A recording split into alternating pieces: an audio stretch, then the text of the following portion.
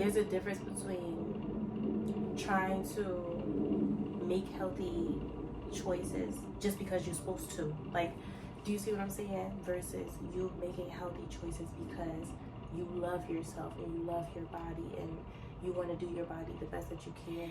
Hey guys, and welcome to my channel. I haven't been on here in forever. I know I've been doing some internal spiritual developments. I'm so excited to be making this video. I'm in such a good space. I feel so good. I feel so good. I miss the camera, I miss the videos, I miss this. I am on a 3-day fast currently. This is my second day. It was not planned. I did not consciously say, let me fast. No. The Lord said, you need to fast. And I'm like, God, during this fast, God has shown me in ways that I can tend to my body better and listen to my body more. Everyone needs to learn their body, their body's needs, what works for them. What I'm going to say that works for me isn't exactly I'm not telling you to do what I do, right? I'm just letting you guys know what has worked for me, and maybe if it relates to you, it can help. I allowed for my desire to gain weight, which was influenced by other people's opinions of me and which was influenced by social media, right?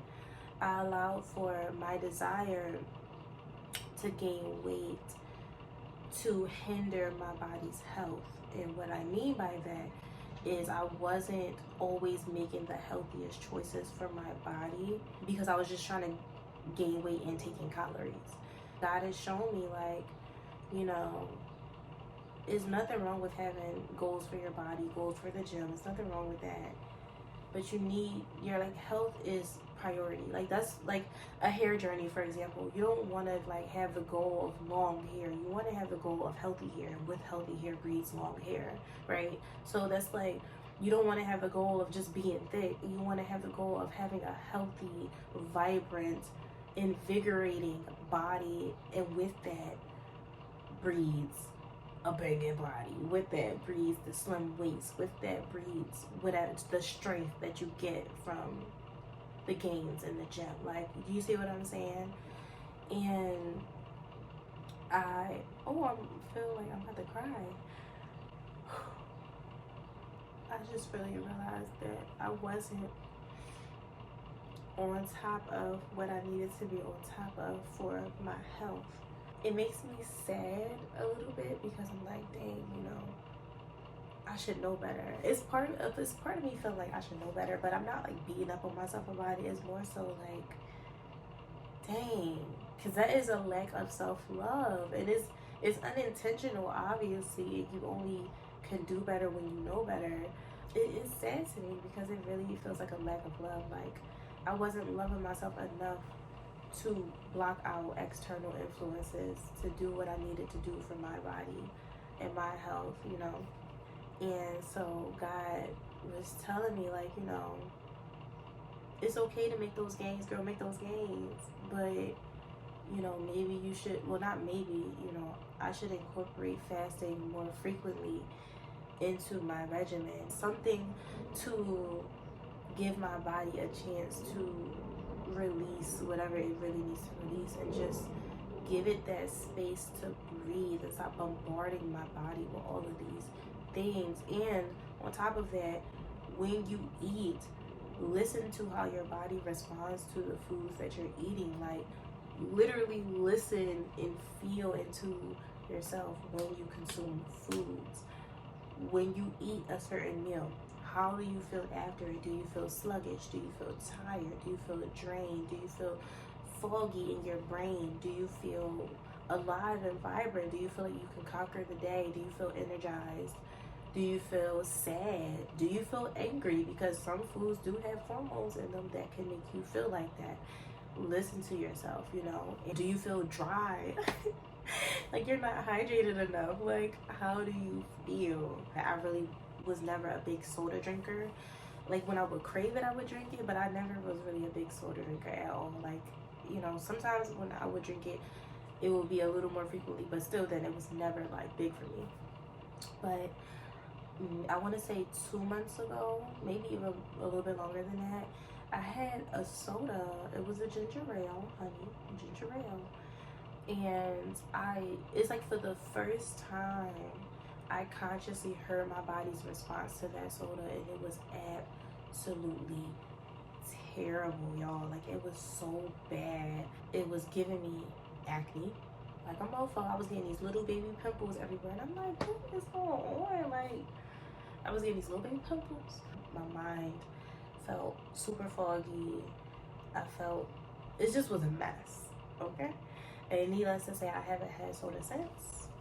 And just to throw it in there, if you guys want any recommendations of alternatives, I would definitely suggest kombucha, or making like your own seltzer. If you can find a healthy seltzer that doesn't have any added anything's in it, you could put your own lemon and lime and ginger and whatever in there, and it tastes really good. It tastes similar to a ginger ale, honestly. But yeah, it's like I've been on this journey for so long, but I wasn't like, I don't know how to explain it. It's like I was on the journey and I was learning all of these things, and I've learned so much about foods and, you know, herbs and everything, how things affect your body. Like, I had the knowledge, and it's not like I had the knowledge and I wasn't working on it. I've been working on it. Like, I've changed how I eat tremendously since 2018, since, you know, before then. But it's like I wasn't truly 100% in it, and I feel like it's because, you know, I guess maybe certain things I've just been used to eating, or, you know, it's easier to do what you're used to than it is to make a new habit. It's easier to engage in old habits than it is to create a new one. So maybe that's what it was, you know, because, you know, food is pleasure to us. That's just how we eat in America, especially in America. That's how we eat, you know. So yeah, to fast for even a day is hard to the average person, because we eat emotionally in this country. We eat for pleasure. We eat mindlessly, you know, but I'm better than that, and I don't care. And that's me to me, you know. It has nothing to do with anyone else. I'm not comparing myself or saying I'm better than anyone else, but it's just me to me. Like, I'm better than that. Like, I know better than that. I watched 2 videos yesterday on these 2 different women. Well, no, I think it was a woman and a man or something that fasted, and was telling their experience with them fasting. And they both said, which was crazy. They both was like, there's a difference between pushing your plate away just to not eat, versus pushing your plate away to connect to God and to connect to self and to evolve in that way.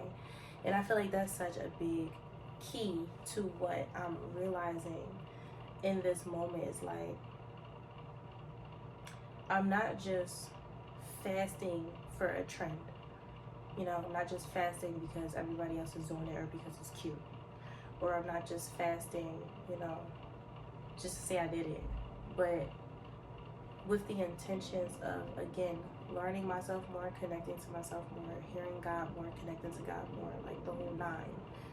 And I'm realizing that can be transferred to how I eat overall, because it's like there's a difference between trying to make healthy choices just because you're supposed to. Like, do you see what I'm saying? Versus you making healthy choices because you love yourself and you love your body and you want to do your body the best that you can. To some degree, I've been making certain healthier choices because I'm supposed to.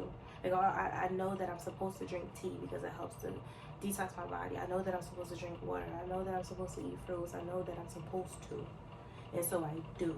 But there's no spiritual connectedness in that. There's no self and no God in that. Versus, you know, I love my body. God gave me this vessel, and I want to do my body amazingly. And therefore, I'm going to eat these fruits and pour this into my, and say no to alcohol, which has been child's a whole other story. Say no to alcohol, you know, and do the research on these foods and not just wing it. Learn about what my body needs, what my body likes, what this does to my body. Listen to my body. Don't eat mindlessly, but when you eat, listen. I feel like I'm having my 18th spiritual awakening. I've had so many, and I feel like I'm having like my 18th spiritual awakening, and it's just like, y'all, I feel like everything is slowing down for the first time. As you know what's crazy, as I just said that, I didn't realize that I felt that way until I just said it. Like, I feel like I'm just now realizing this. I feel like everything is slowing down for the first time. Because that comes with, when you're making those choices, when you're in a grocery store and you're getting your groceries and you're reading, you should be reading labels. You should be reading labels.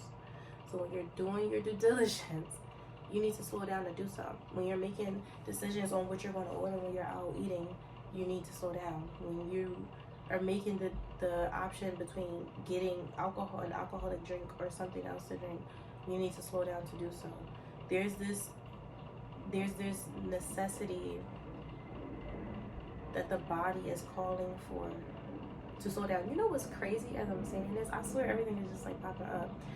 There's this tree outside my room. It's a late bloomer because it wasn't there yet. It wasn't ready. But every day it's been a little bit more and a little bit more and a little bit more.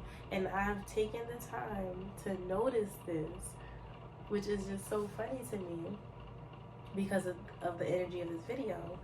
I've noticed every day a little bit more and a little bit more and a little bit more, and the little berries became, now there's leaves and like a little bit more. And I'm just like, that's so funny, because the whole idea of slowing down, like even to know, like there's probably people that have similar trees that never would even notice something like that, you know? And what I was about to say was, there's this need, this yearning that the body is calling for to slow down. I do believe that men and women require different things, and I do believe that men have the hormonal and energetic ability to move quicker than women do. That's just how I feel, and it's a lot more that goes into that. But I feel like women, our bodies, we need to slow down more. It's just what we need. Whenever I'm moving too fast, I feel anxious. Oh my God, I feel stressed. I feel like I get overwhelmed very quickly.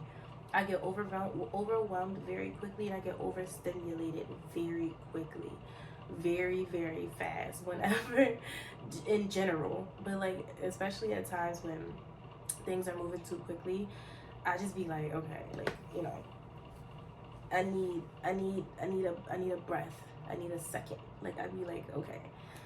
So the need for the body to slow down, even in speech, and that's something I've been working on too, because I know I've been told that I speak very quickly, and I've noticed that I speak very quickly, and it doesn't feel, it felt like my throat chakra wasn't balanced. It doesn't feel natural. It doesn't feel good to me. Everything feels so much better when it's slowed down, when I have time to do my makeup and I'm not rushing, when I have time to do my hair care, when I have time, you know, to do whatever and I'm not rushing, like when I'm in the moment present making my meal and I'm not like, or eating my food and I'm not like scarfing it down. Whenever I have more time, things feel so much better. Just saying. That's what I noticed. Just gonna put that on the table. Maybe somebody wants to pick that up. You know, I guess this is just my message. You know, to maybe slow down a little bit. Maybe take your time. Maybe carve out some more time for you. and screw what other people want you to do. You saw that? So yeah, hopefully you guys like this video, and hopefully I'll post soon. So I'll see you soon. Bye.